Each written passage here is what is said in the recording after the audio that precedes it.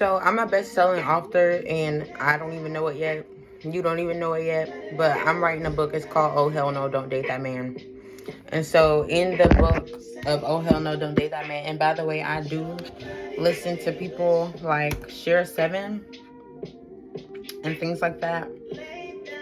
I wonder if I the pause this. But anyways, I do listen just like for you guys info. Okay. I'm a best-selling author. I don't even know it yet, and you don't even know it yet. No one knows it yet. But I feel like the universe knows it, but I just haven't put out the books yet. And I feel like I'm doing everything else. And like I'm starting a bakery business. I don't feel like that's what I'm supposed to be doing.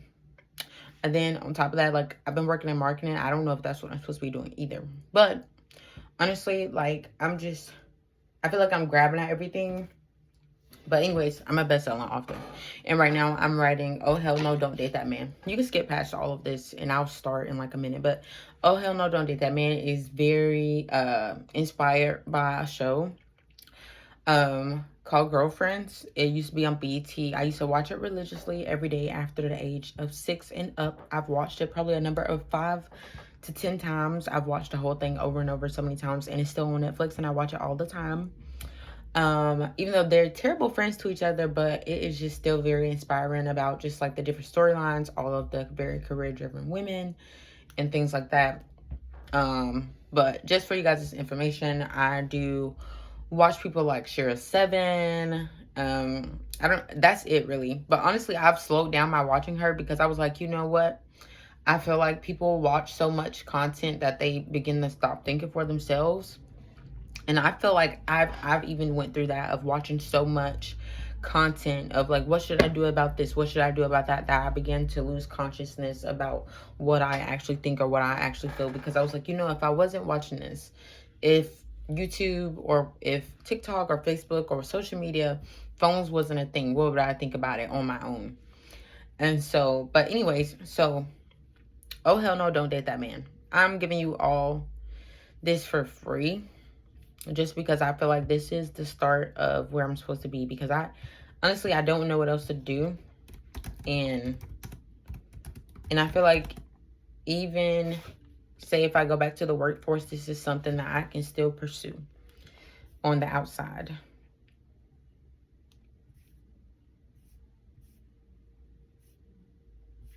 Oh my gosh, I almost died.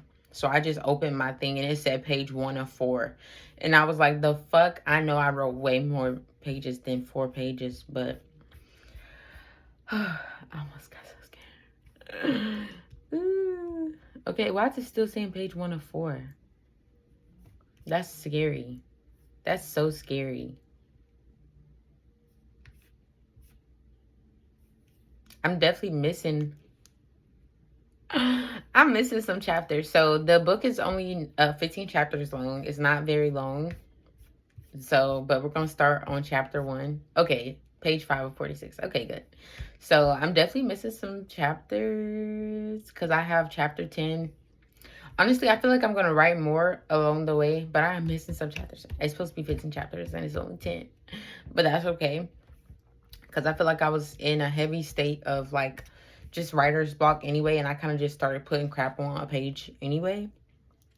And all of this is written by myself. It is not opted by ChatGPT. I feel like there's a lot of ChatGPT authors out right now, which really sucks. AI chapters. AI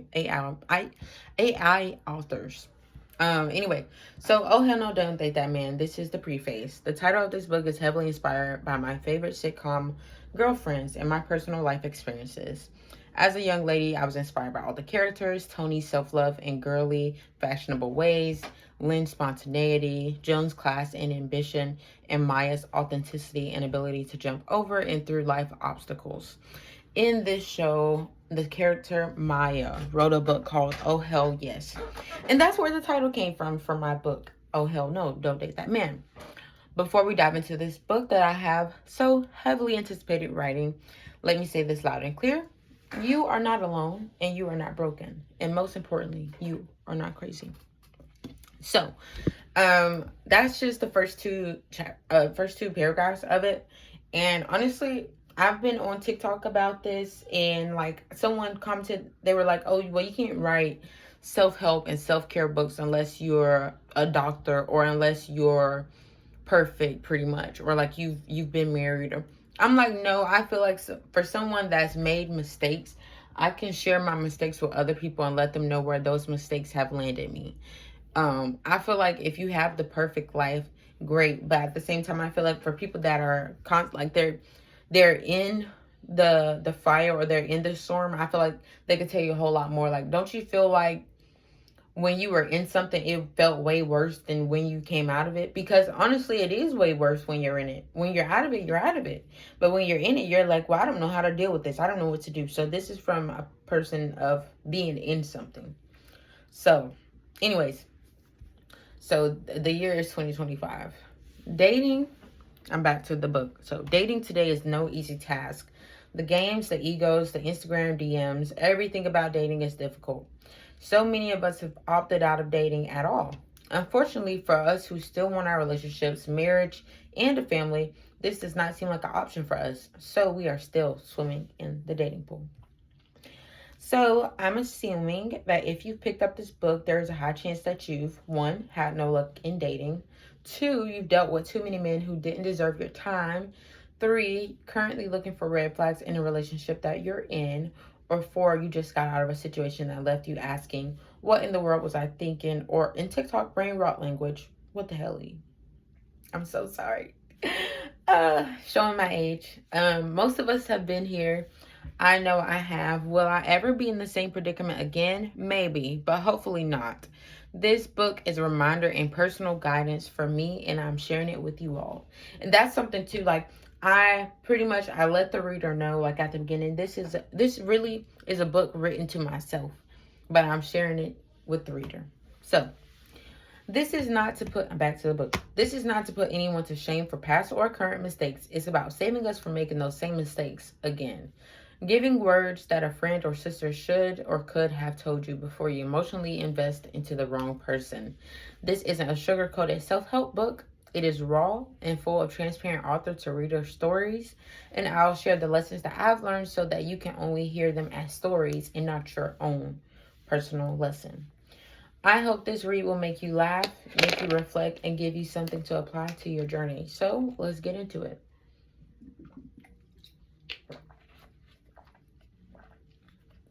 So that's the preface. Now, chapter 1. Okay, chapter 1. Oh, hell no, he's not even healed. So here's how it goes. You meet a man, he's your type, has a smooth voice, smells amazing, says all the right things, make you feel like silk in his arms. He opens the doors, remembers all the small things about you, makes you a priority, but still, yet something isn't quite right. Anytime his past relationship, look at that. Look at that. Okay. I'm editing while I'm reading to you guys, by the way.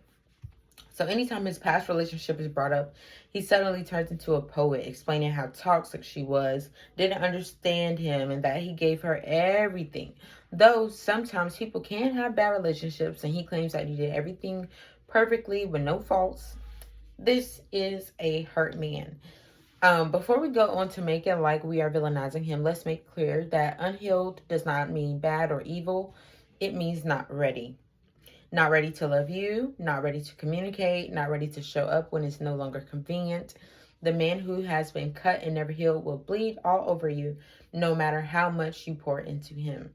You can love him, but he first must show love to himself to get the healing that he needs. So, just to elaborate more on these first few lines of the book, I feel like people, they're like, oh, well, so we're supposed to be alone until we heal. No, but I feel like if you're still in that moment of when you look back into your past relationships and you can only, list off the things that the other person did bad, and you feel like you just were perfect and that you did everything right, more than likely there were some things that you did do wrong and you're just not healed enough to see that yet. And so I feel like there's still some time for you to think about that, because Mm. Even me, I would like to think that I'm perfect and think that I've never done anything wrong within relationships. But I definitely have. And after I started to realize that, hey, you know what? Maybe you weren't the, the most perfect partner or the easiest person to be with at times. I was like, you know what? But that's okay. Like, I gave it my best. And I feel like a lot of people, they don't like to understand that their best sometimes isn't that great. Even when you feel like, or it might not been that great for that person, but I feel like it can maybe match with someone else. But anyways, so back to the book. All right. Sorry. All right, so I'm going to read this back over. So the man who has been cut and never healed will bleed all over you no matter how much you pour into him. You can love him, but he first must show love to himself and get the healing that he needs. In the process of loving and attempting to build up a man, you are just giving his pain and hurt a temporary band-aid for something that needs stitches. In the process, he will make you bleed out with him. This isn't your fault, nor is it your job to fix what you did not break. Too many of us have been conditioned by society to stand by our men, even when these men won't stand for themselves. He just got out of a toxic relationship or situationship and wants to lean on you as his crutch until he gets better. He still feels wronged by his ex, but never saved breath or space for his own accountability in the damage that he may have caused. So he needs therapy and needs to be moving in the direction to better himself. He should only want to share the best version of himself while occasionally having rainy days, as we are all only human. If every time he shuts down when you initiate conversations about feelings, he's not comfortable unpacking his emotional baggage instead of stuffing it into the closet until it bursts open uncontrollably. If every time he shuts down,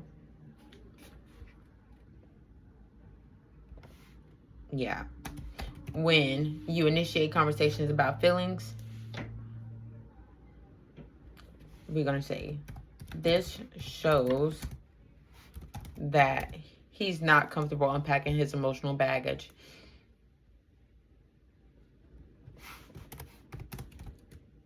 He will instead stuff it. Stuff it into the closet until it bursts open uncontrollably. I like that wording better. That's the one thing about reading your stuff out loud. It can really help you with what it sounds like, I guess. So, now this is a sub-chapter within the chapter. Healing is not optional. Dealing with anyone who hasn't processed past trauma, disappointment, or self-worth struggles, they will carry that baggage into each relationship until they make the effort to heal. Even when a person may lead with the best intentions, unhealed pain can leak out. Not because they necessarily want to hurt you, but because they are still operating in survival mode. The worst thing to do when you encounter a man is to let your natural... The worst thing to do when you encounter a man is to let your naturally maternal mind draw you in to help. I know that sounds super terrible, but it is the worst thing that you can do. Because once you start mothering a man, that's what you will become. You will become their mother. And honestly, with men, when you end up in one of their categories, it's really hard to break out of that. So, all right, so now to the next line. This may seem like the best and nurturing thing to do, especially if you are a patient lover, but trying to love someone through their healing can lead to exhaustion and leave you feeling unloved, unseen, and confused. And honestly, it'll leave both of you confused, because I feel like a lot of people, they do that and give that because they're expecting such a return. And I don't feel like a lot of people do that out of like a selfless thing. To being like, oh, I'm gonna mother him, and he'll know that I really love him and he'll really love me because of it. No. Because love is not a gift to anyone. It's not. It's not. Because most gifts, when you give someone a gift, it's like people that are, oh, I brought her a gift to her baby shower. Why she didn't bring that to my baby shower? Most people, when you give a gift, you're looking for it in return. Love should be just something that you do because you want to do it. And sometimes, even when you don't want to do it. And sometimes I feel like that's unconditional love. Not a lot of people have that for other people, but some people can. And honestly, I don't know if that's a good or bad thing. Honestly, I don't have the answer to that. Do not fall into the trap of being just like everyone else who always leaves. The speech that he'll give you. You are staying around and will not help him out of his funk. If you are just staying around and, like I said, being that band-aid to this thing that he needs to heal, that's deeper than just what you can do on the outside, it's not going to be good for anyone. And honestly, if you choose to stay and you get hurt, you just need to take accountability for that. You could cry about it, but just take accountability for it. I feel like a lot of people, I'm not saying, like, if you're in a bad situation, because I know a lot of us, like I said, we're all just human. When we get with someone, we're not looking to just leave them, because we got with them for a reason. We got with them because we like them, or we see something in them that we want in our lives. And so, but if they hurt you, you just have to take accountability for it. You know what? I knew that this person was going to be bad for me, and I stayed anyway. Like I said, you could cry about it, but just remind yourself that, hey, I did this to myself. But anyways, so why not stay and fix him? Because you believe that he's the one. This is another subchapter. So feeling like you can love him through it and he will finally get it together is optimistic but not promised. Healing is internal work, something that cannot be rushed, bought, or borrowed. Your love is good enough, but it cannot create internal healing for him. You may be his safe place, but until he heals, you'll forever be his band-aid to something that needs stitches, that he needs stitches for. Oh, I just said that. All right, so here is your checklist to see if you might be dealing with an unhealed man. We went over some of this in the chapter already, but I like to give a checklist or something at the end, like kind of like a practice, or like something that you could think about on your own. So here's your checklist to see if you might be dealing with an unhealed man. He's emotionally MIA, but still wants full access to your time, body, and energy. He has nothing to give to you, but he's looking for everything from you because he's like, oh, maybe if I could fill myself with all of what she has, I'll get better. No. Okay. The second one. He gets triggered every time you ask, where is this going? If you, honestly, I don't suggest asking, where is this going? Where's the relationship going? But if he gets triggered every time you do ask, or if you do ask the one time, that is a sign that he is unhealed, because he is like, you know, he doesn't want to make that emotional commitment with someone else because he's still hurt from the last one. So, I mean, honestly, yeah. Anyway, so he often uses phrases like, I'm just not good at this relationship stuff. But he will say that, but he still wants the relationship benefits. So,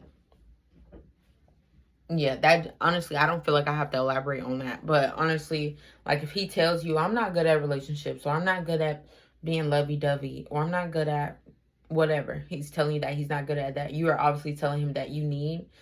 But he still wants to reap the benefits of having the things that he wants from you. Then that's a sign that he's still unhealed and needs to work on himself. So now the next one, he treats vulnerability like a disease that is deadly if he even touches it just a little bit. So a lot of men deal with not wanting to be vulnerable with their women, which sucks, because I feel like that's That's what we're here for, but not in a motherly way. But like, I feel like a woman should be a guy's safe space, or like, just his place to cuddle up under, because it's not a lot of spaces like that for men. um but in a way where, like, if he's doing that, he's also making sure that he's your safe space as well. Because I'm not saying like, oh, like you're just here to support him in every way emotionally and he has nothing to give you. But yeah, he hates when other people are vulnerable, and he doesn't like being vulnerable. That's a sign of someone that's very unhealed, and you kind of want to stray away from people like that.